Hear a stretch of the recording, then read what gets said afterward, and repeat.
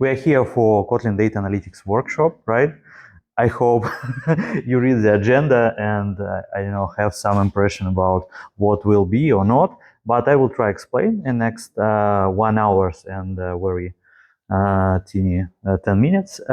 So the idea behind our workshop, we in JetBrains recognize that sometimes it's really difficult to go along the learning curve and starting with documentation, with examples, tutorials for different people. And sometimes we are doing like a creator of libraries or tools, not in appropriate manner. It could be we are a little bit biased about how people investigate the experience with our libraries and tools.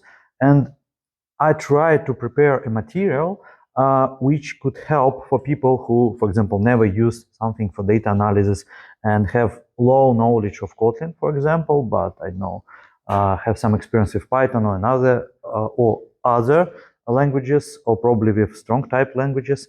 I will try to explain something in details. And also I have one disclaimer now, I'm in transition of learning German. And if sometimes some German words will erased in my speech, sorry for that. Not sorry for language, but sorry for explanation, because sometimes both languages are mixed in my head.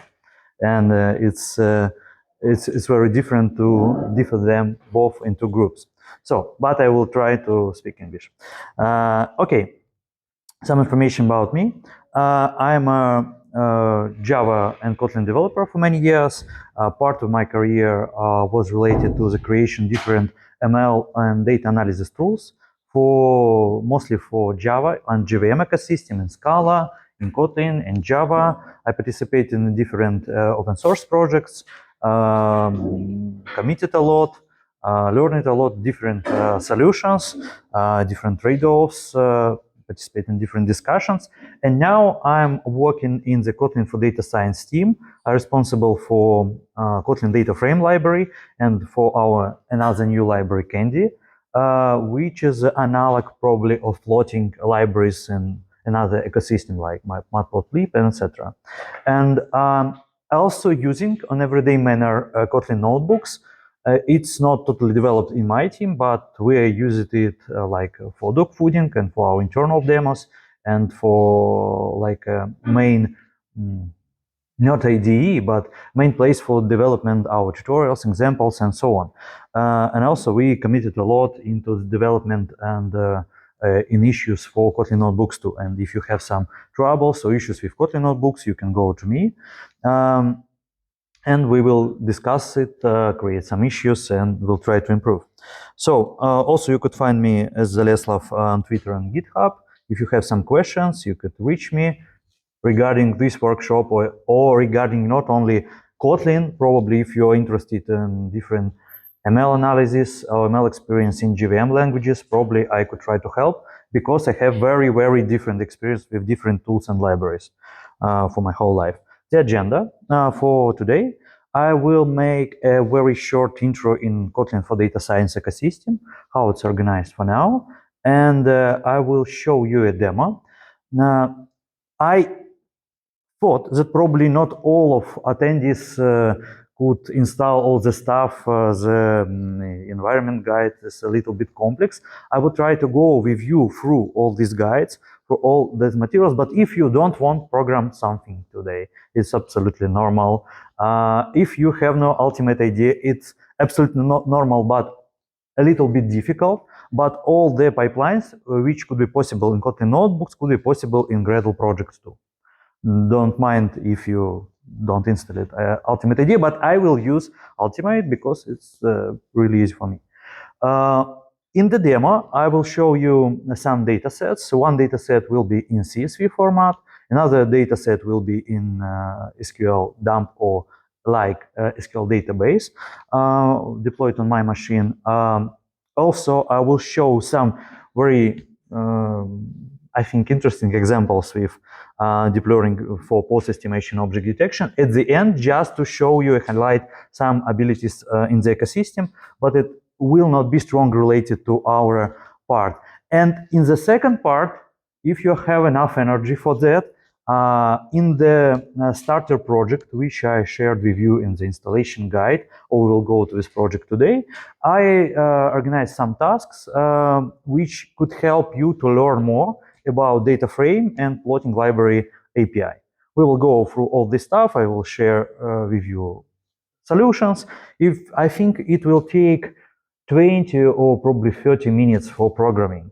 And the workshop today, it's not only about programming, but I will try to help you go through our documentation for our links, where is information could be found, because sometimes when we learn something new, sometimes it's more difficult to find the right sources for that. And at the end, I think we will have enough break here in this area or probably in the corridor. Feel free to ask me any questions. We could discuss anything. So, something about Kotlin in the data science or Kotlin for data analytics. I think, I'm not sure, but it looks like this idea was born 3 or 4 years ago. Not because of, for example, competition with Python or something like that, but because of the idea, which was quite popular in a few years ago in the different language ecosystem. For example, on .NET, for example, probably Rust wasn't so popular in this time, probably for Haskell and so on. The democratization of AI, or probably democratization of machine learning tools. What's the idea behind the democratization? If you remember Pareto rule, I will try to formulate this for our everyday routine programming task. Sometimes, or not sometimes, in mostly cases, from my life experience, from I know my friends, from my colleagues, you have very routine and everyday task, and you don't need to go in many cases to another ecosystem to solve them. And you could prepare your own custom solution, or you're looking for a library or framework in your language or your ecosystem to solve your teeny task. And you don't want to involve another developer. For example, I don't know, I wasn't involved in the project. We have 10 Java developers and have no Python developers at all. And it was a huge problem to organize it correctly, that we need in our pipeline with very teeny part of data analytics and very teeny machine learning model with decision trees to include in our pipeline Python code. We did it manually without any Python developers. It was not so quite good code, I think, but yes, we did it. And after that, we had very interesting pipeline: Java, Python, files, and Java again. And it was not easy to support, and it was very easy case. And probably it was an epoch before Docker, or probably before the microservices, when you need to have some pipelines where you need to pass the data between different sources and so on.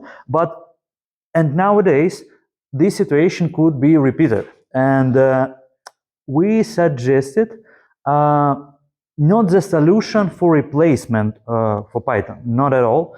I want to share with you the idea that for many tasks, you don't need to hire a data scientist, or especially a Python data scientist, to solve your task, or you don't need to learn new languages and have a war with different, rules or syntaxes issues. Of course, nowadays you could ask a ChatGPT, but you need to verify the result, right? And if you have in your language system the tools and libraries which could help you, probably it could be included in your solutions. It could be backend applications I hope that in the future it will be a multi-platform solutions. And I need to say, add another disclaimer, that all the stuff which will be shown today, it will be mostly for the JVM ecosystem. Of course, no big problems with porting this to KMM, but we are waiting a little bit for stabilization, some stuff in KMM before starting porting this stuff for different targets. This is a very important disclaimer, I think. Also, I want to give you some overviews. I will try to, for 1 second, give you a chance to scan these QRs. Because we have no chat to share with you these links. I prepared these QRs for every link which I want to open. But On this page, you could find all the data libraries which could be related to data handling in Kotlin and wider in JVM ecosystem, I think.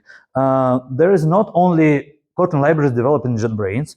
We collected all the known for us popular stuff with authors with which we could be in contact. For example, in changing some information, alignment of our APIs and so on. Also, you could find there some Java libraries, which are quite good, popular. I think it's okay for now to mix in JVM application. For example, we have no good ML library for classical ML algorithms for now, and you could easily use, for example, very ancient Apache Common Math if you need clustering or something like that. It's okay. It's totally okay.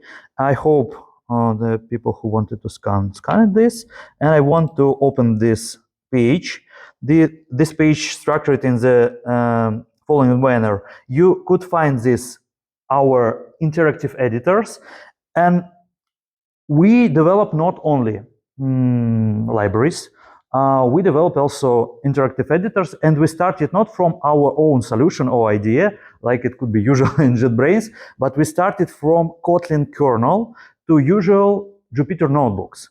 And in the first of all, it worked well in the Jupyter notebooks like an additional solution. You could load this kernel, the latest build, and use it to build your own solutions. Also, we have, if you have, for example, Ultimate IDEA or you bought it, you could enable Kotlin notebooks, which support the same like Jupyter notebooks, but and more. We have our own custom interfaces.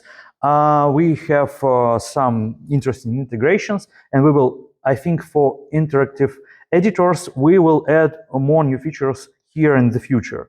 So also we have here, it also supported in our cloud-based IDEA. I don't know how to explain better. In data lore, probably you're not familiar with that, but it's very close to idea of collapse if you use it.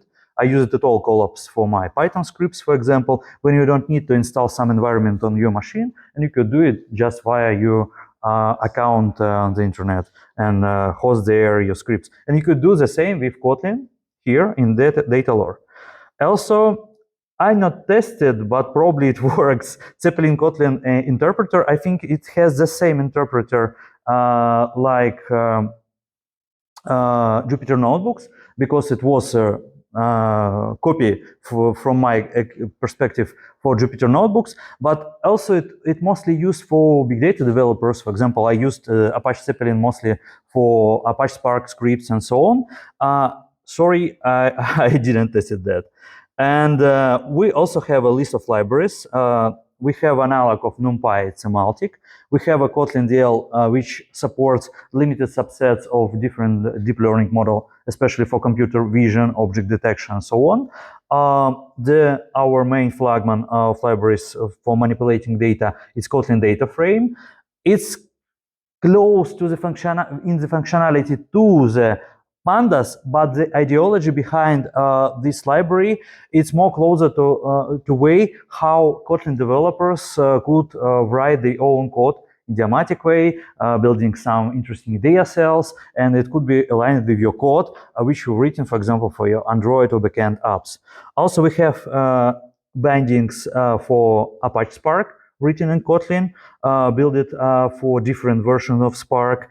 Also, you could find here some libraries for mathematical calculations, for plotting, and so on. As I said, at the end, you could find here Java libraries. This is the main entry point when you want to find some solutions, interactive editors, so you just forgot where all the links for all the stuff for Kotlin and data science or data analytics. Another very useful links, it's about Kotlin for Data Frame library. Here you could also open the link. If you, I don't know, have a GitHub account, you could vote, give a star, or just, I don't know, give to put it into your bookmarks.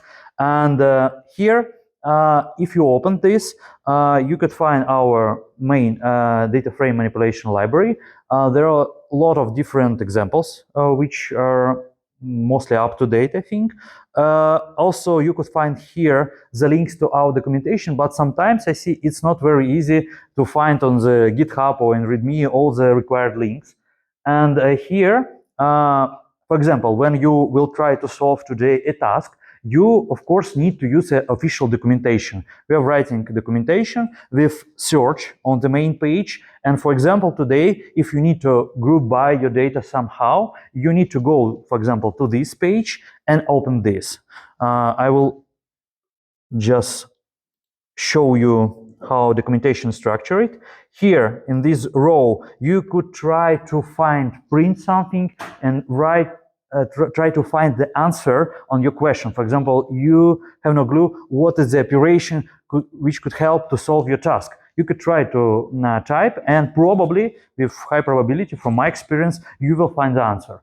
Our idea to have a documentation which could, you, for example, have no idea what function could help you. Probably it's counterintuitive for you because of, for example, Pandas experience or from your work with collections. But you will go here, write something, and we'll have an answer in a few seconds. And also we have very interesting stuff. I think we have not only code snippets, you also could find here the input data frame before the operation and the resulting output data frame. Sometimes it helps you to understand what transformation were done with the data.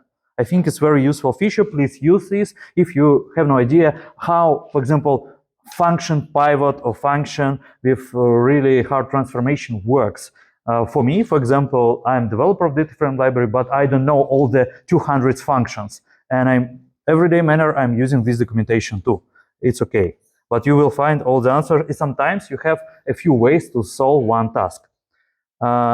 Another useful links, I hope, it's about our new library. It will be officially released until the end of this year. But today we have a special suggestion, Spezialangebot.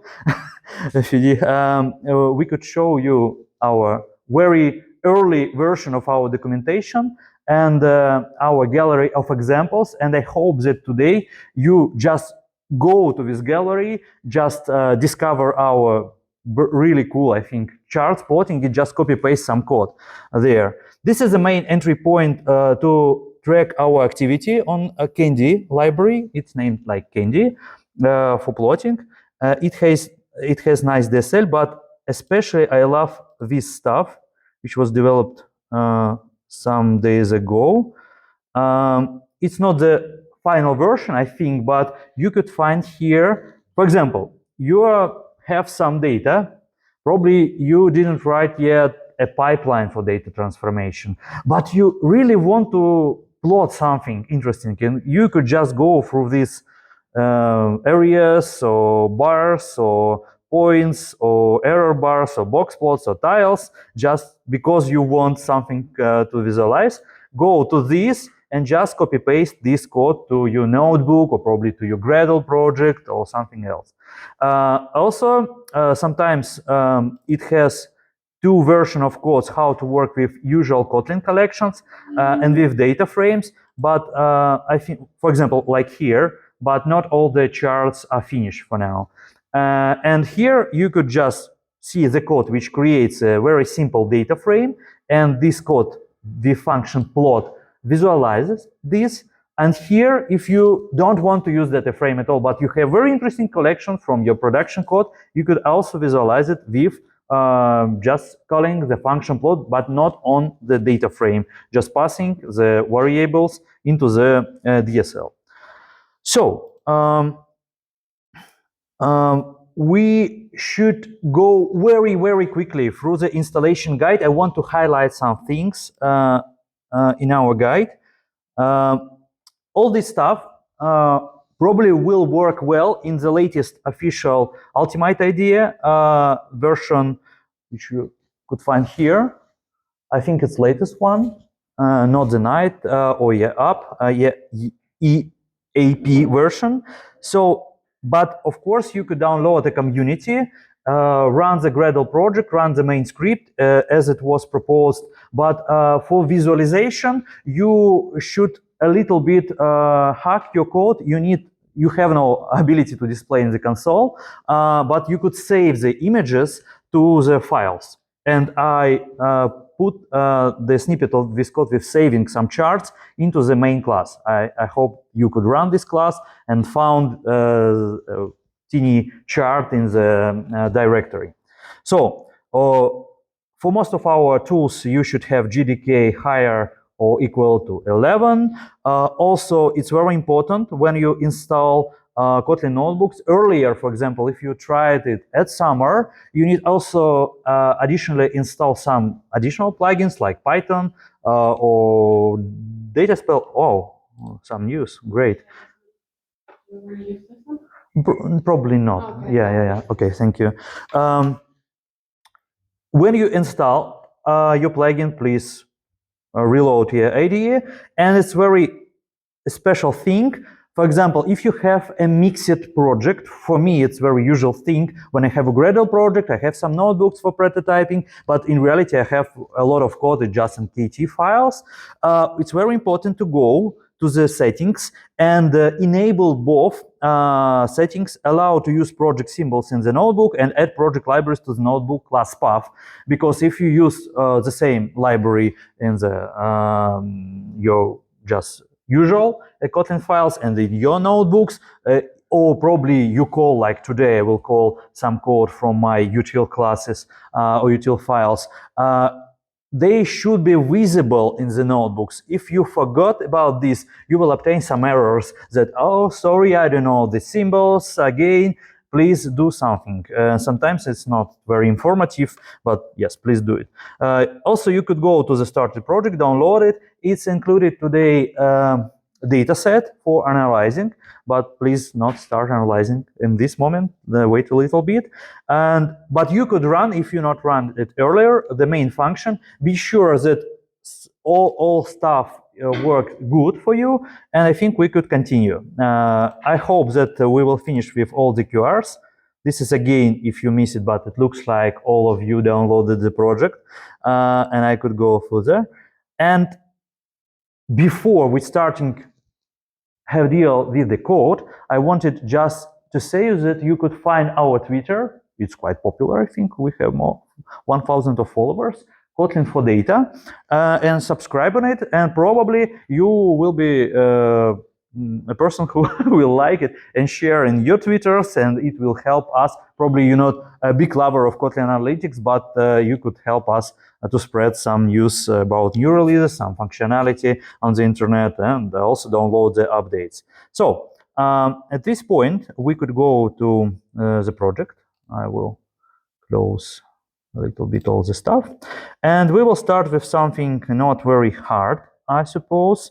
We will start from analyzing of very interesting and very popular on the Kaggle dataset. I know, who don't know what is a Kaggle? I said this word, please raise your hand. Not so many. So, Kaggle. Okay, yeah, I will write this, but yeah. It's also a very interesting resource to start. Oh, probably it's shown very good. I'm also interested in this resource not only for participation in different competition, but you could find there very interesting data sets that with very interesting testing cases for our application libraries. I also recommend you go there if, for example, after this workshop, you will have some ideas how to continue and you have your own data sets for experiments. You could go to Kaggle, filter, found JSON or CSV or SQLite database and continue exploring all the API. So I will close, sorry, I will close. Probably Kaggle or Kaggle, I don't know how to say it right there. Okay, I will. GG. Yeah. Double G. I don't know how to translate this word, but it started like a place for different ML competitions, and now it's like a hub for different data analytics solution too. And I also downloaded all my data sets. Oh, I need to disable. Sorry for this. how to disable. I have no clue how to disable it. So sorry for interruption. Probably we will have a lot of them today, but it's okay. Thank you again for your attention. Here, it looks like a first cell were erased.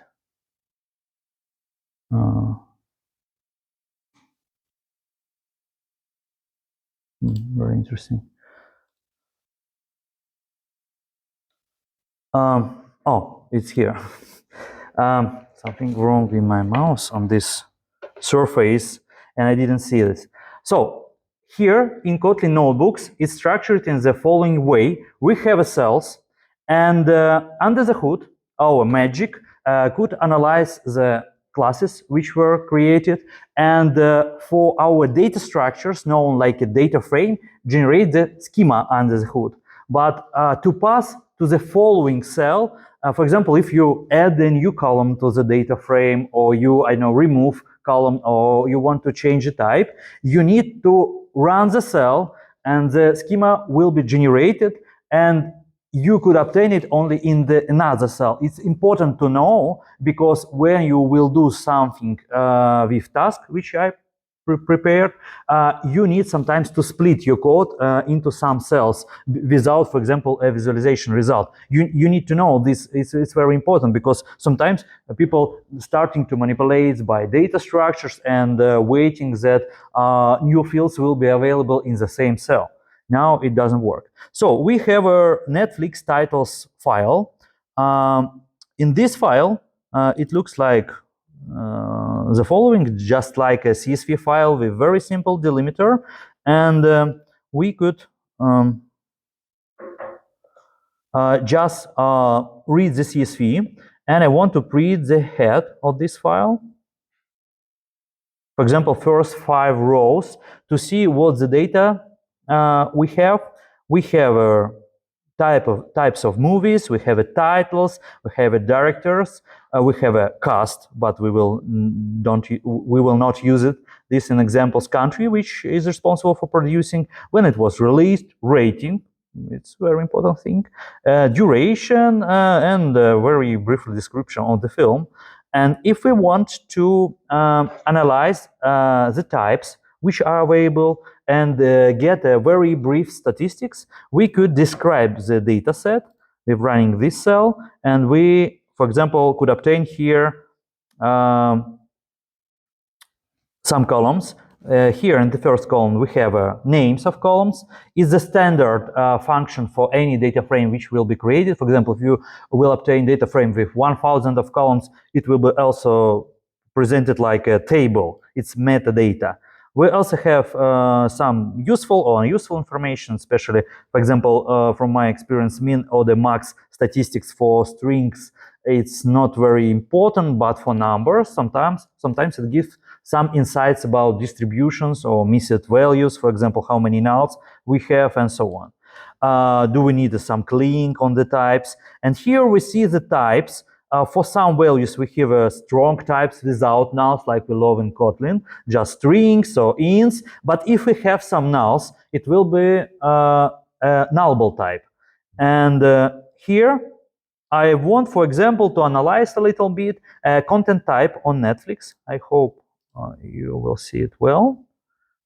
We see that we have 2 types of content, movie and TV shows. And how we did it, we just called on the data frame our group by function. We call the column by the name, it's column name type. We could find it here.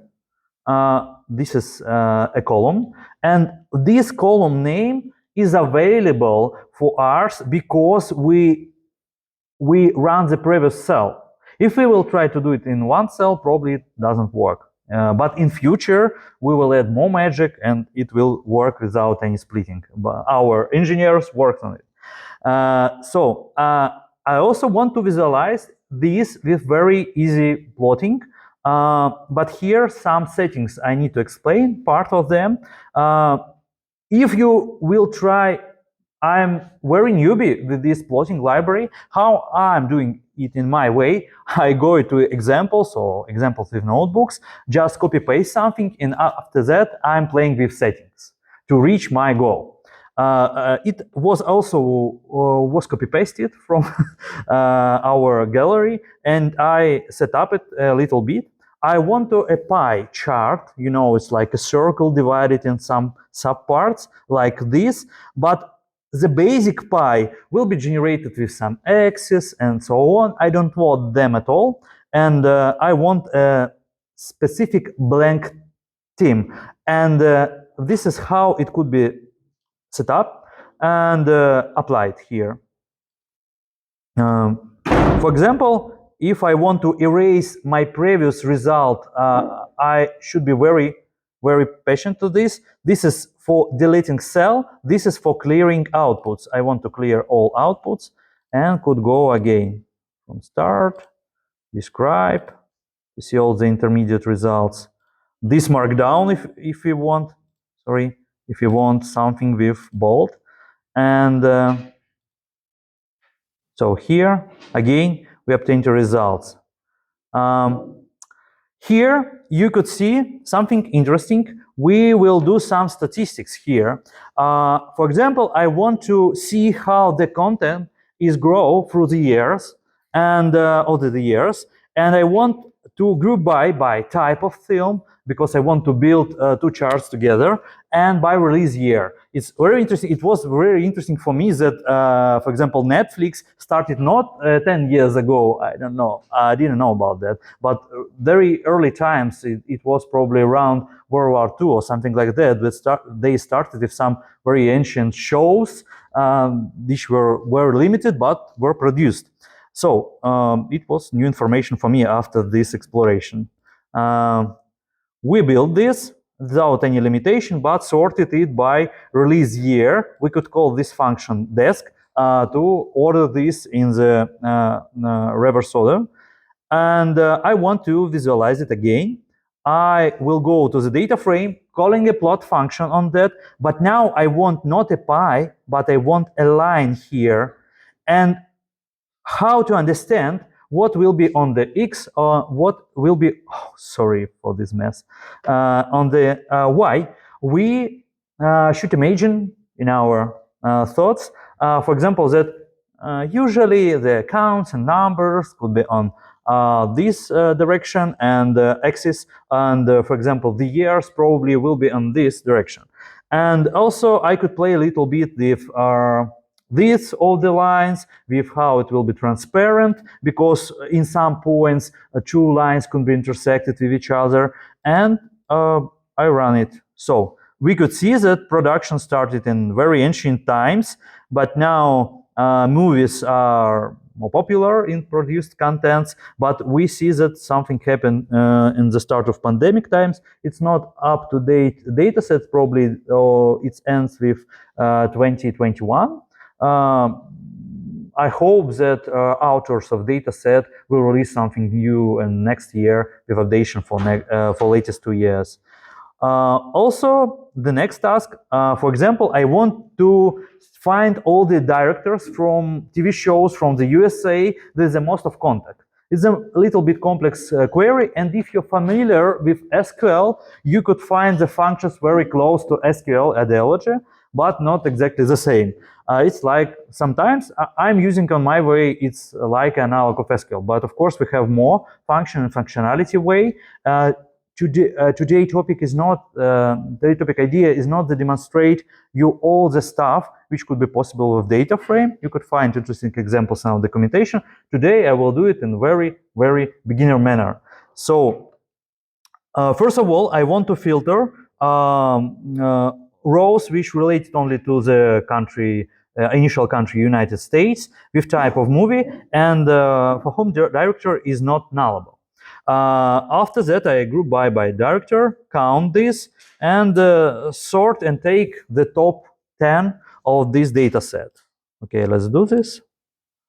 And we see not so many, of course, exactly 10 directors with not so many TV shows. And you could say there is nothing to visualize, but I want to demonstrate you another analog of bars. It's quite interesting because here we have horizontal bars. I love them. And we could play a little bit with filling color. We have a very different gradients, how it could be colored. And we could, for example, reorder it in other manner, but I suggest to keep bigger a directory with more TV shows at the bottom. So it was really hard to find a data set to visualize with heat map, but I'm a big lover of heat maps, mostly for geographical, but here we have no geography, and I used heat maps for visualization. Some fun facts about ratings, but we have not like ratings in numbers for films. It means like categories for content. And here again, I will filter only United States films and TV shows because another country participated in Netflix production, produced not so many content in different categories. This is why we used United States for most of examples.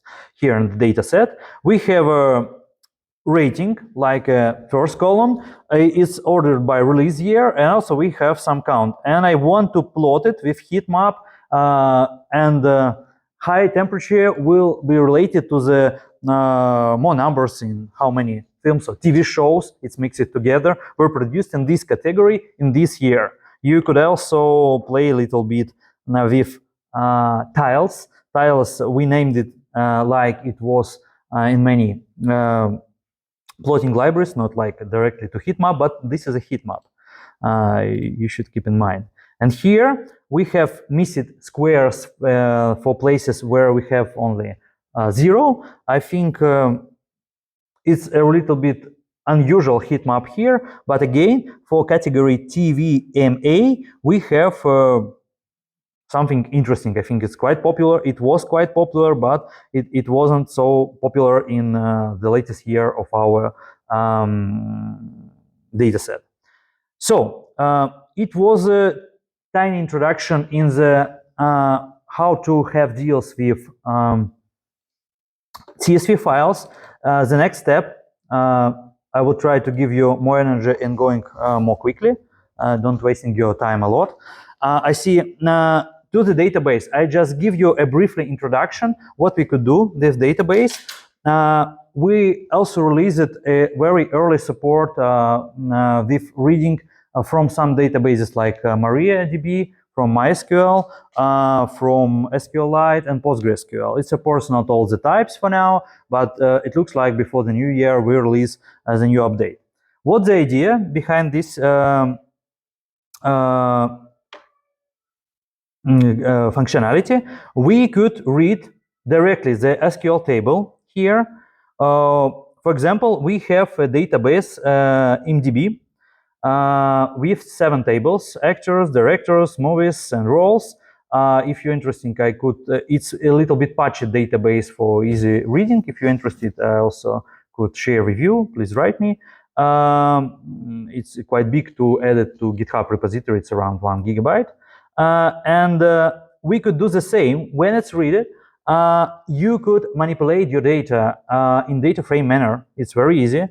And also, you could plot all the stuff, but because of I was very long in my speech before, I will share this notebook. I will put it to the same repository. You could go through this, and I add the link to download the SQL database. It hosted with MariaDB, and if you are interested in this functionality, you could go from this notebook. The idea behind all this stuff that we support not only reading from the tables, but from the random SQL queries. This functionality is very close to Pandas. Could do with SQL queries for reading. They also support reading from tables and from random SQL queries, but we also support some extension functions for result set. If you're familiar with database programming via JDBC protocol, probably you know about result set. And if you have an open result set in your code, you could easily using this for extracting data, transforming it to the data frame. So I also suggest, now we have not so many times, sorry for that. It's a raw version of my workshop, unfortunately. I don't know, I wanted 2 hours of free, probably in the future, to doing all the stuff. Let's try to start with notebooks which I prepared to you in your project. Please open this notebook and run the first cell if it's possible for you. If you have no notebook, please, notebooks, please raise your hands. I will go to you and we will do something together. But probably you should have a file with KT extension with the first 3 rows of code with reading the data frame, and you have a description of the first task in this, right?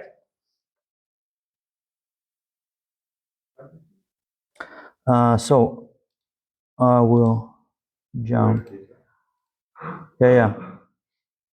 Excuse me. So, did you download the project, right? So I will go to you. We have a file, world data KT, for people who have no notebook, but you have a notebook, right? It's installed for you. You could open notebook, world data. Sorry, could you show me your code? Yeah.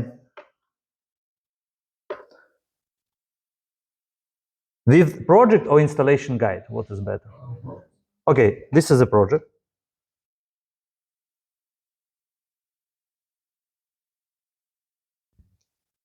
So here, I think we have enough time. I suggest to go through the first task together and through the first plotting together, doing it and sharing the solution. Probably we have not enough time for all the 6 tasks. It could be your homework if you're interested, but we could start. In the first cell, or probably in the first rows of code, you could again download your data set. You could describe it, but the first,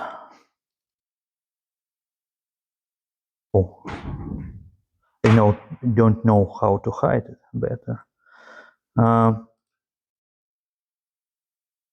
Here we have a find top 10 countries by total CO2 emission. We have a file with a lot of columns, and it's around 35 probably. And in the description of the columns which you download, you could find the types, you can find the names of the columns, and we also have for each country the value of CO2 emission, not per year, just probably from the latest time. And the first task is just about calling some operation, about some data manipulations, about grouping or something like that. And the second task is about plotting. For plotting, you could or should go, if you want, to our candy examples. If you forgot where is it, I will open. This is the link to the gallery. It will be useful too.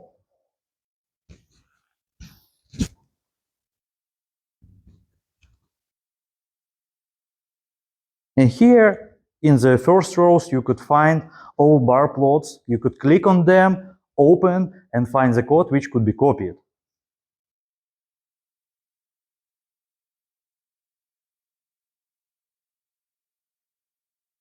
If you have, I know, some troubles or problems, please raise your hand. I will go to you, try to help.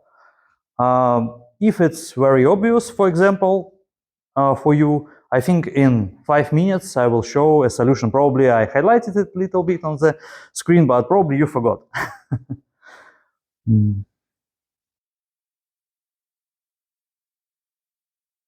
Of course, all the provided code and all the solutions are just in this repository in the another branch. You are sitting in the main branch, for example, and in the another second branch, issue 1, probably you could find all the solutions. It's not a hidden information. If it's difficult for you, you could just go to this branch and just run the cells or just copy paste, play this Functions calling, it's okay. It's absolutely normal. It's not a school. I just want for you to have experience running the cells and probably changing something in settings of bar plotting, for example. You could change some colors, some sizes, some transparency, discover something in the DSL.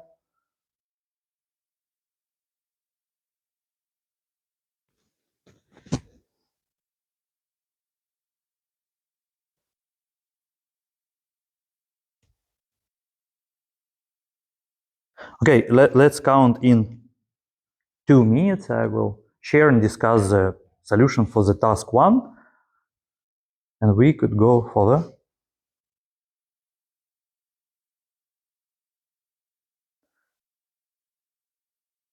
Do we have somebody for whom, I don't know, notebooks are not installed or code could not be run or something like that?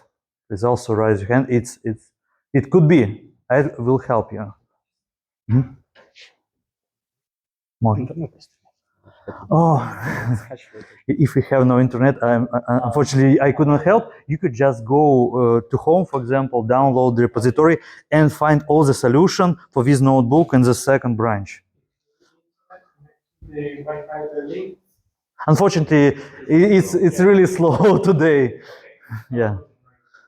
How many people do they need it? That's what they need it. I remember ancient times, then you could with flashcards share some stuff, but sorry, I didn't prepare it to this situation.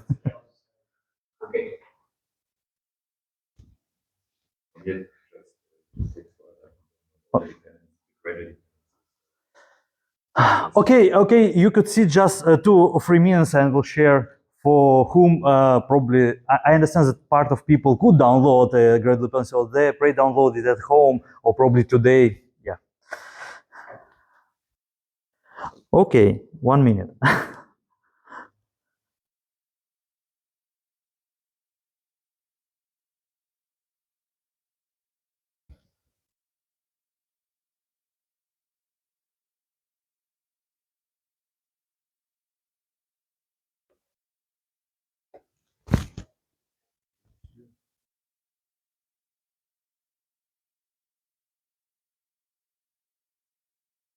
I will just run cell by cell.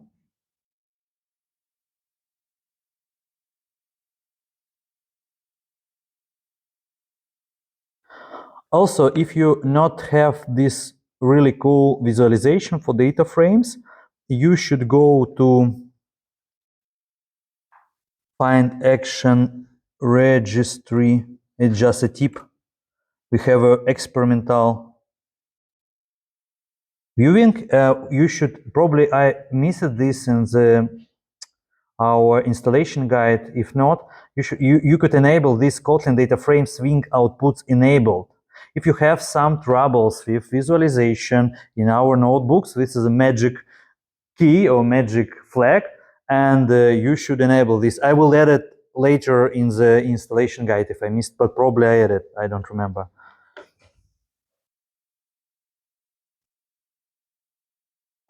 It's an interesting world of these magic flags. You could really influence on how IDEA could change the show on different elements. So let's go through the solution. Here, I just selected country and CO2 emissions and sorted by CO2 emissions and took top 10.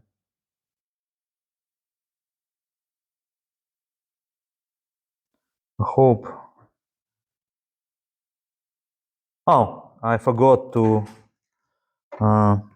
call the variable. And you could see then you type a name of variable, it could be a referent, you could see to the anonymous, not anonymous, but not very known class, which is generated under the hood with the schema. Now we visualized it. And here, this is just a very simple visualization with bars without any additional settings. I did it in this manner.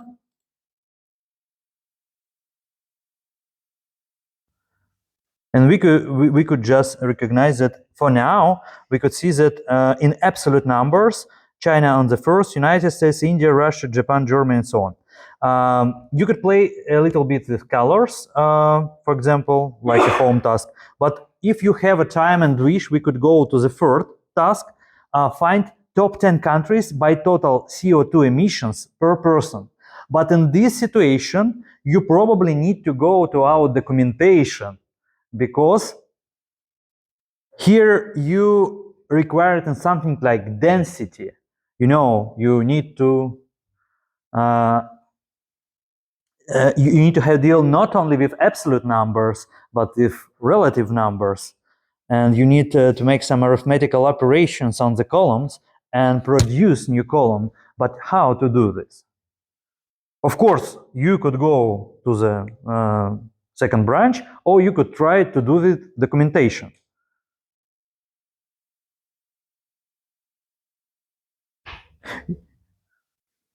I will open a link to the documentation.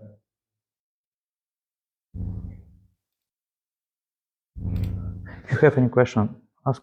Can you show again the Yeah. step? Yeah. Sorry. This. Doesn't recognize that CO2 emission. Yeah, probably. Did you do it in the different cells or in the same? Okay, I will go to you somehow.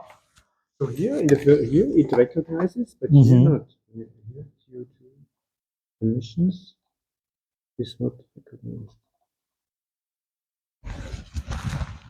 Okay, it looks like operation stored by disk wasn't found. I see the problem with that. Okay, let's. What is written here? Could you please go to the start of the stack trace in the cell? Okay.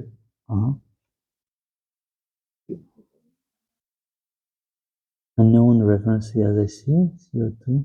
Because if I Probably 3S, not CO2. So When you started typing, probably it will be highlighted in the list. It will be suggested you the column name among the autocomplete. yeah, there was a typo, but I will even go. without the typo, it doesn't work. Go ahead. Okay, just a second. I will return to you.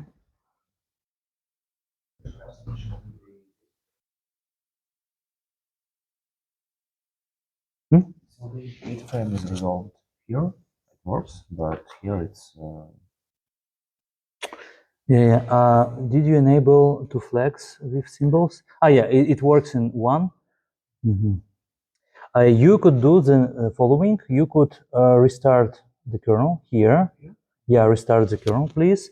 And could you open? Yes. No, it's just unresolved symbol. Yeah, it works. Yeah. Sometimes something cached with.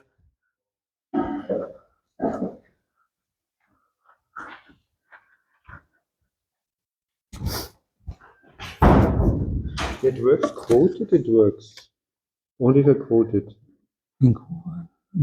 I see. Yeah, it's good that we have support of quoted.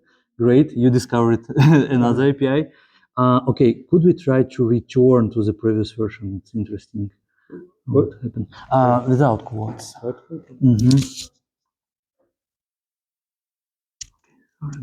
Yeah, I see. I also, could you please here restart the kernel? Let's discover one important button in the Kotlin notebooks. It helps a lot. Sometimes if symbols are not resolved, it's cached in wrong way or something like that, we have here a button, restart the kernel. It's very close to the idea behind, you need to reindex a IDE or something like that. Please do it. It helps in many cases when something is not resolved in imports and so on. Because if I remember correctly, it's run a separate process since you need to clear some caches. And again, if something doesn't work, you could also split the not resolved part to the next cell to be sure that type is under the hood were generated. Yeah, it's static typing languages. We need some help. Sometimes we need to help our generators.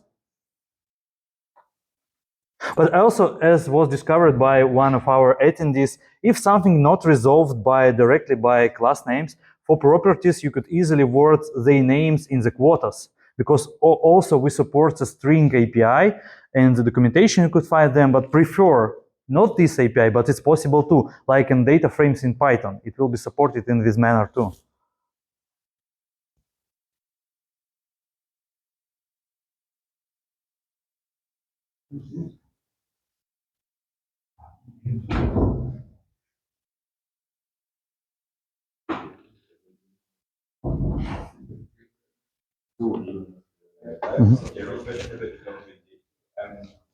Because the select and sorted, like quite obviously, it was very SQL-like, but like documentation, there's like so many little folders I have to expand. So how do I find select? Like this, I am looking at access indexing. I'm just wondering, like, what's the way this documentation is structured? How do I just find select, for example? Like, really good. Try to type in the. Just the search? Yeah, just a search. So, and this thing, so modify, so it's under modify rather. Okay, it's just, I just find this like the hierarchy of this documentation. I understand what you want. You want to do something. I agree totally with hierarchy. It's very important feedback for us. Probably we need to add something for SQL persons who, I don't know, have a very wide experience with SQL. Something like, if you know SQL, you should do this, this, and this. It's very simple mapping. Thank you. I think it's very good feedback. EAP or something. I select this and then pressing back. Just okay. Enable. Yeah, but I took too much. Okay. Yeah. Yeah. I think I don't know. It's because of internet or not. And also, you need to restart the idea. I just restarted. Yeah. Just not enabling it. It's fine. I'll figure something out. It did work. Like that's right. Yeah, and probably I'm not sure, but probably it's because of EAP. It might be because the versions are different. I could guarantee only what version I tested, and I tested only Ultimate. Shudder. So,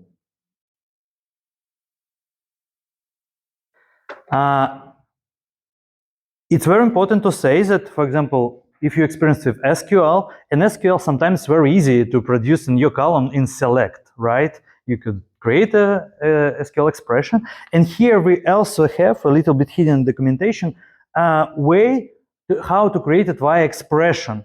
But it's a little bit unnatural for Kotlin developers. I will show a little bit another way in 2 minutes. But it's also possible in SQL manner. We are supported this, but I will show it's like closer to how it could be handled in Kotlin collections. Yeah, we're not trying to mimic totally SQL or totally pandas. We have a trade-off to be like a follower, just copy-pasting the API of them, and also to be consistent with people who, for example, working with Kotlin but never do something like, it's still very typical for front-end development or Android. They have no experience with SQL at all or with data frames in pandas. And we are trying to sit on both chairs here. So I will try to help because my goal to discover something new. Here it's very interesting. Cell is displayed like not a code but markdown, and we need to return it. So I want to do it in a few steps. In the first step here, it's worth to say that for cells populations and CO2 emissions, we have a lot of nulls. And I miss it here. Some nulls, I placed it to be used in division with ones. It could be filled with something another, with zeros, with, I don't know, with some calculation, with some math, and so on. And also I want to convert both columns from, it's very important operation in our data frame. For example, we have a nullable double or nullable string, but we, for example, want to be guaranteed that we have just double or just int, not nullable types. And if you did a lot of stuff with nullability, for example, fill all nullable rows for nullable cells, you could try to convert the type of column, regenerate the schema under the hood. And here I'm doing this in 2 steps. It's not easy, it's not obvious, but I need to share this. And now after that step, we will have just double columns without nulls, and we could divide CO2 emission on population. Because without of that, we will get a runtime exception with arithmetical division on 0 and so on. Because in some rows, we have 0 or nullable population and so on. And here, I could add column in different ways. This is one of these. We could just add operation on our data frame, add a name, and describe the formula, how it could be produced via word from in the brackets, like in DSL manner. It also could be produced with expression directly in select, like in SQL manner, but we not popularized this thema in our documentation because it's not a goal. But probably again we need a special, thank you for the question, special spreadsheet for people who has a strong SQL knowledge. I think we have this audience too. Now in data frame version 3, we have an additional column, and in this moment, we could select both country and new produced column CO2 density, sorted this, and display. Now we have alternative numbers, and it's not related to the situation with absolute numbers, and we could visualize this. This code is a little bit tricky, I agree. Here mixed a lot of information. Here we could plot, we could establish our bars, we could play with legends, we could set up how it will be scaled, depends on CO2 emissions on persons, because we are trying to keep here on this diagram 3-dimensional facts, country, absolute numbers, and relative numbers like a color. And it's possible with visualization to put 3 or 4-dimensional facts into one panel. So it was the idea. I'm not sure that we have enough time to continue. Yeah, please say. We got 10 minutes left. It depends on the audience if you want to extend it, because there's not going to be Yeah, I know. Yeah. The room is going to be empty. You can still use it. Okay, if it's possible for you, please stay for 15 minutes probably. If not, of course, you could go. I think I will be there on the coffee point after when workshop will be finished. And you could ask your question if you want. Another stuff, I know it was a little bit funny because it looks like we not support now geographical data, but I have in this data set geographical data. Pasha, am I right? We are not support yet. You not support, but probably will support it in the future. I'm a big lover of geographical information, and I try to think how to use latitude and longitude from our data set, which hosted in the latest 2 columns, probably geographical centers of countries, I don't know, to formulate a task for you and somehow visualize it. And probably I found one way with our diagrams, and you could try to find it too. Task sounds really weird, I think, but let's try. Sometimes, you know, analysis could be hard. Please calculate middle geographical point. I need to explain some terms. For example, we have, I know, a lot of countries with Arabic like our official language, for example. I know, for example, in North Africa, here, latitude and longitude here, and here, for example, and here, how to average them. You could just go without any additional ways. You could just, I know, summarize them and find the mean or average between all these latitudes and longitudes. So probably it will be new geographical center of the whole language region. It was like I'm trying to formulated. Or for example, for Spanish-speaking countries, there are a lot of different Spanish-speaking countries in the world, and you could try to find the geographical center of all of them. And it's also, because it's very sensitive data, you know, in all these countries, it was really hard for me to find something, I don't know, which don't injure somebody, something like that. This is why I'm trying to tracking different projects regarding the forest coverage. And here it was interesting for me how, I don't know, not probably correlated, but like an additional fact, how with language group, how many, how big is the forest coverage in the, I know, countries of different language group. Sometimes it doesn't depend on how people use the ecosystem. Sometimes it's just initial state of how people live. And it's very stable numbers from year to year. And this is why I mixed both of them, geographical facts and forest coverage, to formulate a task. If you have, for example, 5 additional minutes, you could try to solve this task. It's not very difficult like previous, and try to visualize it.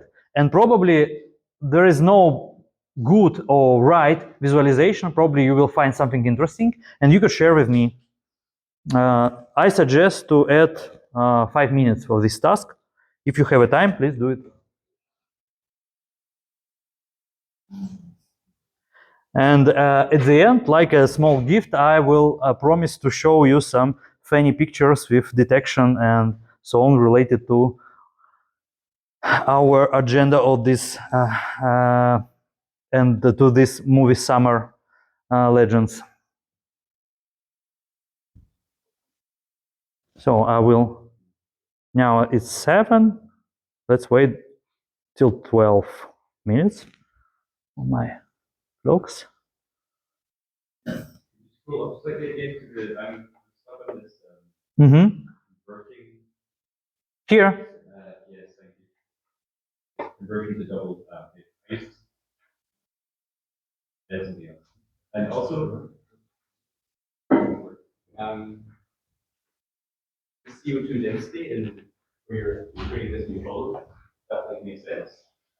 You're automatically this adds it to the schema, right? So you can then access that directly. The next one.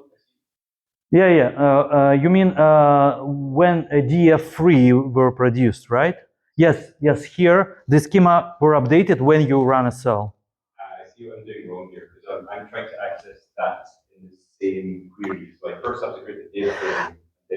In reality, it's possible to have an access in the same schema, but it will not be resolved via compilation name, right? But in quotas, you will have an access, and sometimes it's safe. But I think it's a really bad manner to mix both of APIs in one pipeline.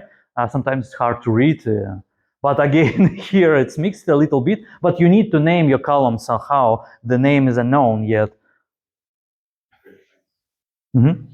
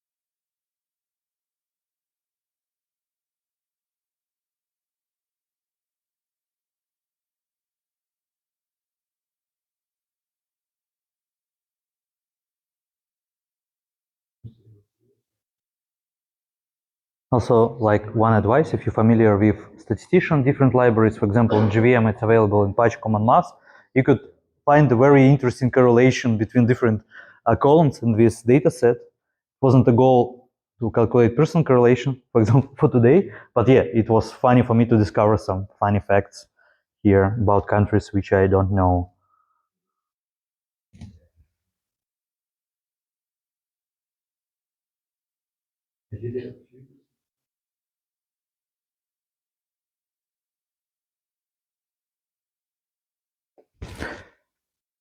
So,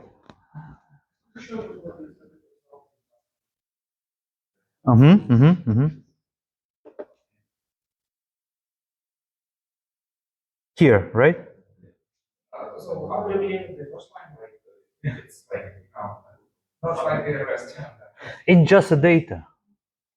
We have this in data set, and if we are not agree with that, we could clean or pre-clean data set. I just got it like it was pasted on the Kaggle.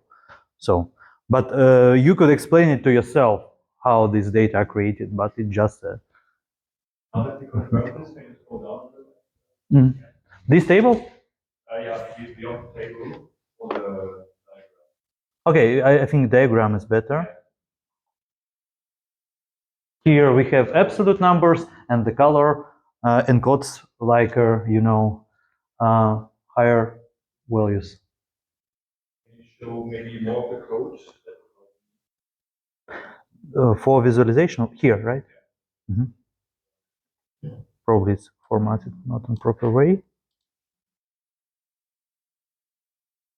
I think this is better for reading now.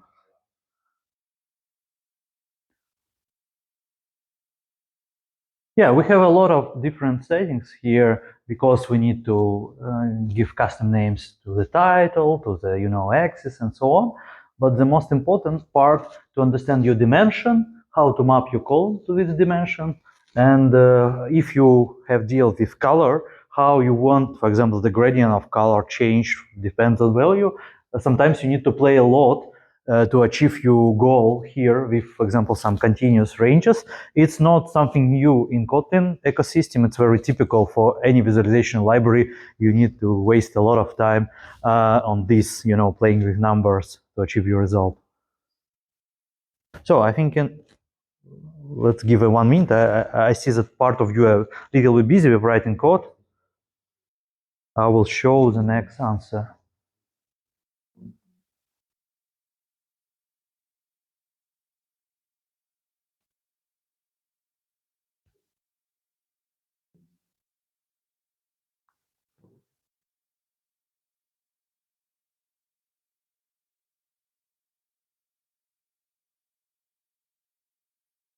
So, as I promised, I want to show you next solution. Again, it's just you could solve it in another way. What we have here, I need 2 steps to a little bit update my schema and data. First of all, I selected the columns just to have deals only with these columns: official language, forested area, longitude, and latitude. So I need to filter some scam data, I mean nullable and none, and also forested area with nulls. It looks like latitude and longitude are filled for all the countries. And I want to update forested area because it contains, symbols. It's not just the number. We need to get the number, the double number here, and I'm just replace the symbol to be parsable, convertible to the double. Did the next function. We update the column with this operation. We give an access. We could write here a lot of code in Kotlin, I don't know, to call different libraries and so on. You could clean your data with all possible stuff. Also here we converted, it's very typical for Kotlin for data frame, we converted to the appropriate types, especially if you will have deal with machine learning libraries. They usually are looking for double types without nulls. This is a very obvious separation to clean your data. And here I'm grouping by official languages. And here again, a few ways how to aggregate a few columns. And this is one of way which, for me, for example, is very readable. but you could discover a different. We have a different synonyms to create a lot of columns. But if you want to extend your functionality and you have very complex formulas, I suggest you to follow this very raw way. If you're familiar with MongoDB probably, and you remember aggregation function for that, I think it's very close to the idea behind MongoDB operation on aggregates. And here we group by and calculate the aggregates for longitude, latitude, and forested area.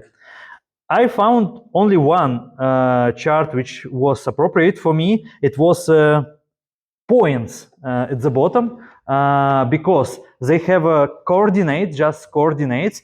And I just imagine, okay, I have no map, but I could just put points on the coordinates, and probably we could find some meanings in these results.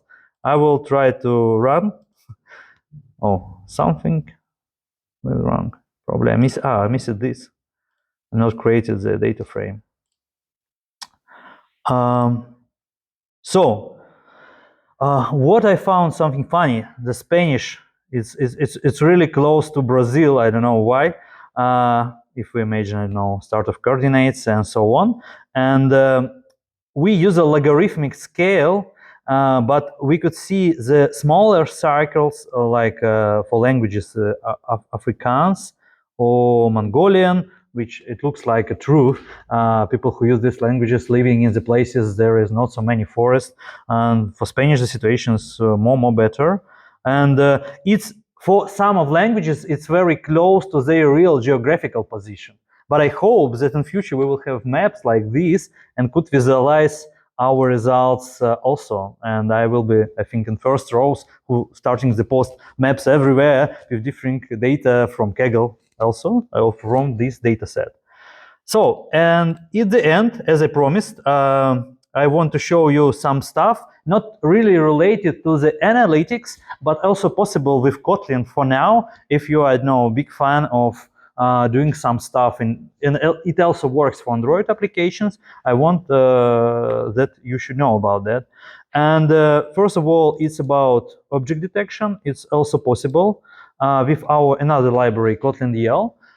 It was experimental library a few years ago. We wanted to create a common library like a Keras or PyTorch, but it wasn't possible at all. And for now, we concentrated mostly on supporting some inference on different models for solving very easy user tasks, again, according to Pareto rule. If you need to detect something, you don't know to take, I don't know, model from TensorFlow storage, or I don't know, go to, I don't know, modern ChatGPT API. Is it possible or not to recognize images? I don't know. Probably not via API, but probably it will be true to the next year. And here, I will just run all the cells.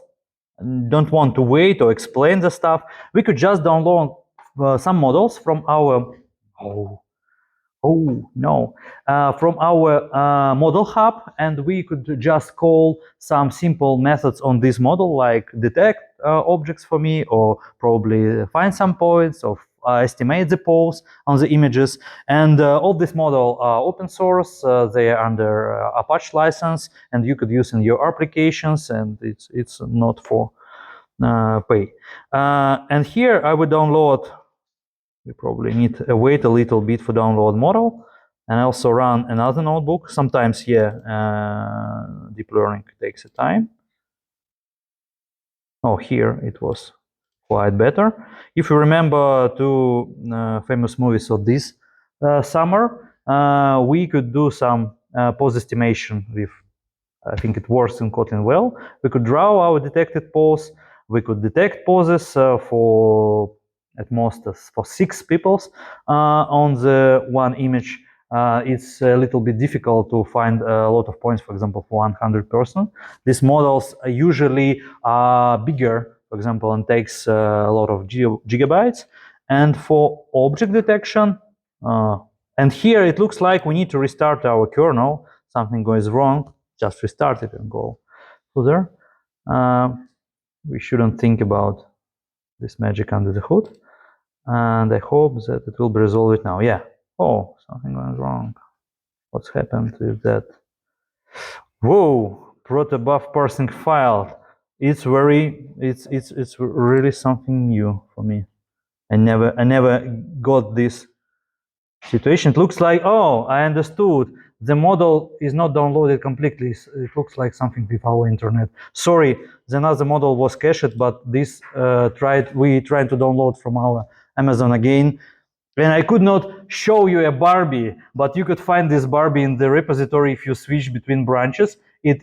What works really good with notebooks, from my perspective, that you could keep the result of cell execution. And GitHub, in many situations, really well supports displaying of images, of drawing of them, and so on. And you, for example, if you demoed something for your team, you could keep it on the GitHub or your own repository, GitLab or something like that.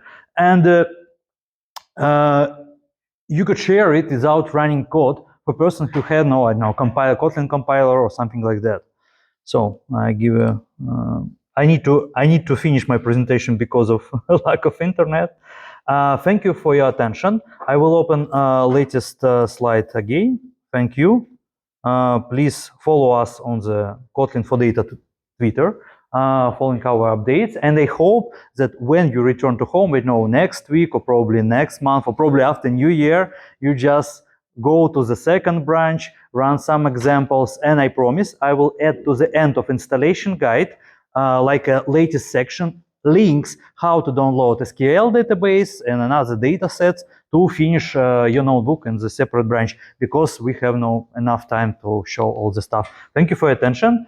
Thank you. And if you have some questions, I will be here for next 10 minutes and we'll go to the coffee break and we'll be there. Thank you.